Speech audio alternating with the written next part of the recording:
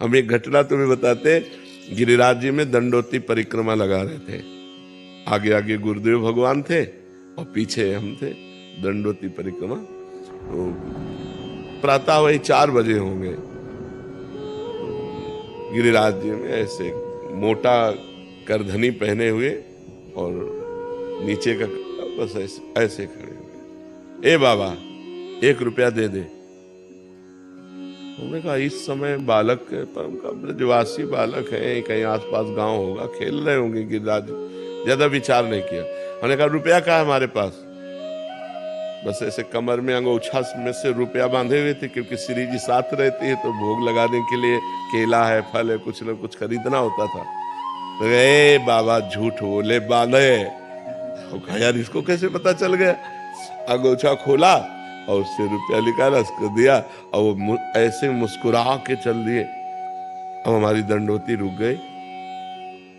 गुरुजी के पास गए, उनका महाराज जी एक बालक कैसे? बोले यहाँ बालक कैसे? यहाँ कोई आसपास गांव तो है नहीं। गिरिराज जी ही थे, वही लीला विनोद।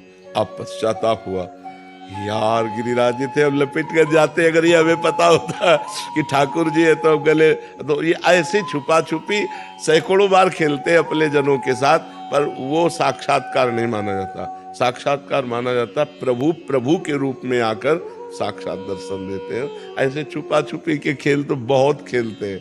जब पूरा जीवन भगवान को अर्पित है तो कहीं न कहीं किसी न किसी रूप में, जहां जहां मेरा भक्त चरण रखे वहां वहां रखूं हाथ, पीछे पीछे मैं फिरूं, कभी न छाड़ूं साथ। बिल्कुल ऐसे। और एक भक्तिदीप महाराज जी थे, तो यहाँ वृंदावन में जब हम परिक्रमा लगा के आए तो यमुना किनारे बैठे हुए थे। तो उन्होंने, बड़े सिद्ध महापुरुष हैं, उन्होंने कहा कि बाबा तुम्हें श्री कृष्ण के दर्शन हुए? तुम कहा नहीं महाराज जी। बोले नहीं हुए? गिरिराज जी की परिक्रमा में तुम्हें नहीं हुए? तुमका वो 1 बालक रुपया, ऐसा अनुभव तो हमको भी हुआ कि प्रभु हैं, पर अरे बोले प्रभु ही थे। अब उनको किसने बात बताई? अपने आप, मतलब जो ही हम दंडोती लगा के आए और उनसे मिले तो पहले ही वो हमें ये बात।